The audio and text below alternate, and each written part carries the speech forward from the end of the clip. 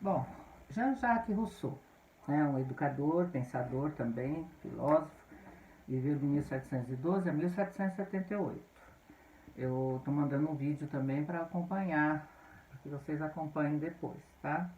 Aliás, gente, todo o material dessa aula, onde exige o conhecimento, né, de vocês, principalmente a parte que condiz o principal legado pedagógico desses três, Comênio, Rousseau e Pestalozzi, eu mandei tanto as orientações, né, para vocês manipularem a revista Nova Escola, né, como mandei um PowerPoint também, que já é direcionado aos principais pontos, né, os pontos mais fortes e principais da teoria desse teórico, como também esse vídeo, né, explicando, né, um pouquinho os pontos mais fortes aí, né. E de Jean-Jacques Rousseau, tanto como dele, como de Pestalozzi, como de Comênio, eu gostaria que vocês, apesar de manipular todo o material, já receber esse conhecimento, depois fizessem anotações no caderno de vocês, tá, de atividades para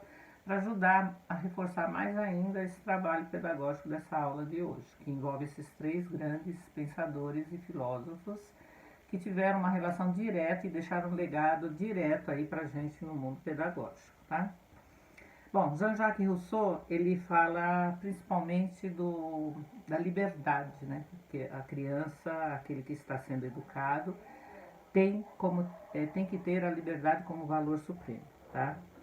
Então ele prega, para poder dar essa liberdade, alguns conceitos, né, do seu trabalho, do seu legado, que é o retorno à natureza, né, e o respeito com o desenvolvimento físico da criança é importantíssimo, né, para que ele possa realmente ter um aluno que aprende, né, um educando que possa ter e vivenciar os lemas que ele coloca também para todo e qualquer educando, né. Os três lemas do educador é a liberdade, a igualdade e a fraternidade. Através desses três lemas é onde ele coloca os seus princípios fundamentais dentro do legado pedagógico, tá? Ele fala também que o homem, ele nasce bom, né? A criança nasce bom. Com o conhecimento que ele vai adquirindo do senso comum, né? Que é essa natureza dele que está submetido ao homem aí, a sociedade, né, que está dentro dessa condição, ela vai corromper, tá? Então, o homem nasce bom, mas a sociedade é que vai corromper esse homem. Então, para que isso não aconteça, né, para que o homem continue dentro dessa liberdade dele, né, dentro dessa própria essência que é a natureza, primeiro precisa acabar com a desigualdade, né? Ou seja, devido às circunstâncias sociais, né? Essa falta de liberdade, é, quando tem essa desigualdade, é onde reduz, né? Essa liberdade dos indivíduos, tá? A falta de liberdade também ocasiona na má qualidade de vida, com certeza, né? E para recobrar a liberdade, somente se o homem mergulhar definitivamente ao seu conhecimento, principalmente ao seu autoconhecimento. Tá? A obra de Rousseau, ela não está sugerindo um caminho que não seja dentro da especificidade humana e da felicidade. Como a vida da sociedade ela é crucial, é inevitável, né? Não tem como. O homem ele vive em sociedade, ele precisa dessa sociedade para poder sobreviver. Então que seja a vivência dessa sociedade da melhor maneira de garantir o máximo possível da liberdade de cada um, né? E essa liberdade, para poder ser conseguida, para poder viver em sociedade com a máxima liberdade e que seja uma liberdade que seja produzida para o bem, onde é que esse homem consegue? Né? Consegue através da democracia. É através da democracia que a liberdade de cada um vai ser respeitada. Tá? Então ele publicou duas obras aí para poder falar um pouquinho sobre esse legado dele, sobre esse trabalho. Tanto uma obra como a outra foi seguida, né? E foi em 1762. A primeira que fala do contrato social, o termo é contrato social, o título da obra é o contrato social, que fala muito sobre ordens políticas, né, sobre a política da época e sobre como fazer essa política de forma a dar liberdade, né, inserir a liberdade e a democracia. A outra obra chama-se Emílio. Essa é um pouco mais poética, né? Essa obra ela fala praticamente, né, do afeto e do trabalho minucioso que é feito dentro do processo educacional. O que é essa obra Emílio? Até o nome Emílio, ele retrata o quê? A formação de um jovem, né? Um nome termo Emílio aí é uma pessoa fictícia, né? E ele retrata nessa obra desde do momento em que esse homem nasceu até a sua vivência dos 25 anos, tá? E o principal objetivo dessa obra é para poder tornar e fazer o homem tornar-se cidadão. Então ele coloca o relato da experiência de vida dele, ele conta a vida de Emílio, né, desde o nascimento até os 25 anos, e esclarece exatamente o ponto primordial, que é a formação do homem como cidadão na sociedade. Rousseau viu o jovem como um ser integral e não como uma pessoa incompleta, como alguns, né? Ele intui na infância várias fases do desenvolvimento, sobretudo o desenvolvimento cognitivo, que era o mais importante ali para poder depender de todo o processo educacional de todas as coisas, né?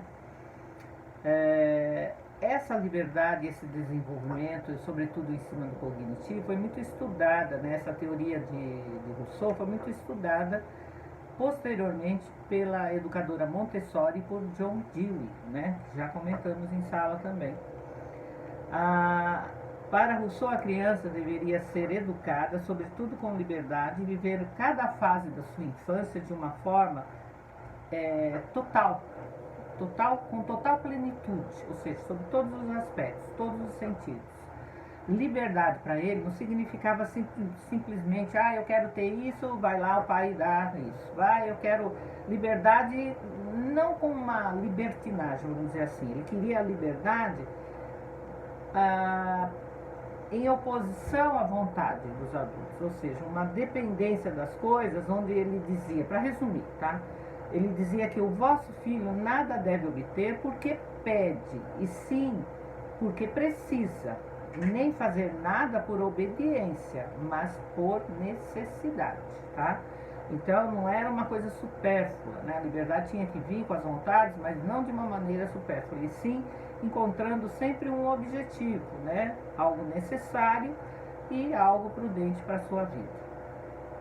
Um dos objetivos do livro Emílio, gente, era criticar a educação como elitista, principalmente, tá? Porque ele condenava o método, por exemplo, tradicional,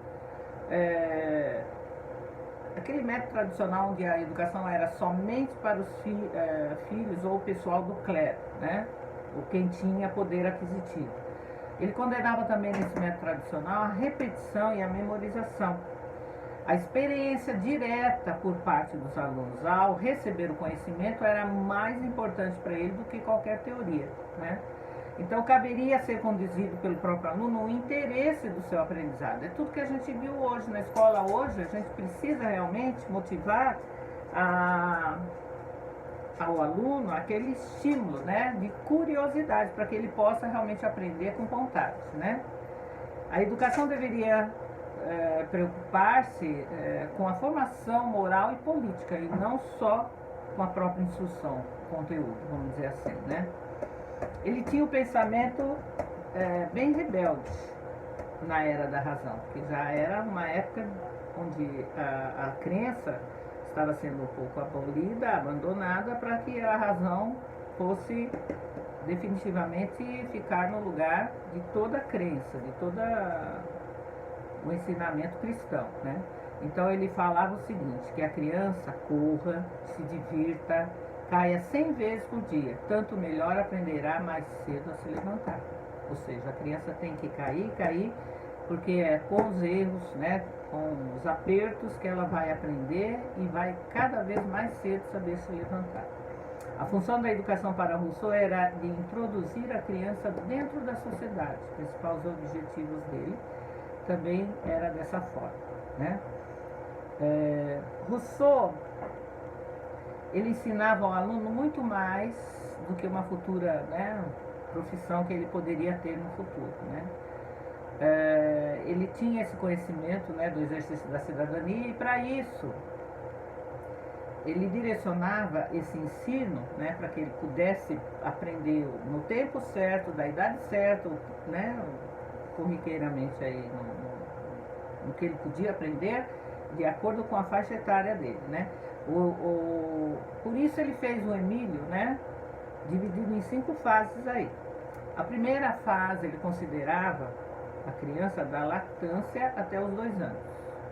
A segunda fase da infância seria de 2 anos a 12 anos.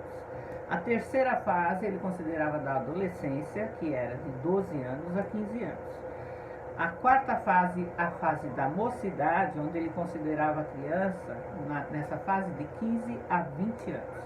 E a quarta fase, quando é o começo da vida adulta, que é a partir de 20 anos até mais ou menos os 25 anos. Tá? Era assim que ele considerava essa divisão, né, da criança para aprender.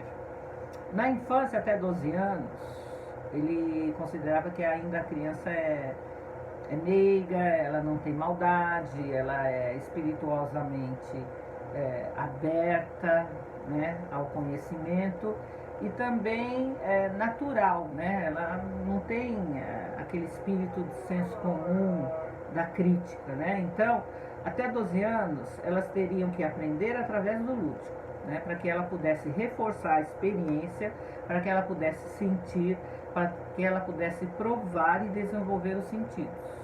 Aí o legado de Maria Montessori, né? Que faz o seu aprendizado também futuro, através da criança experimentando, sentindo, através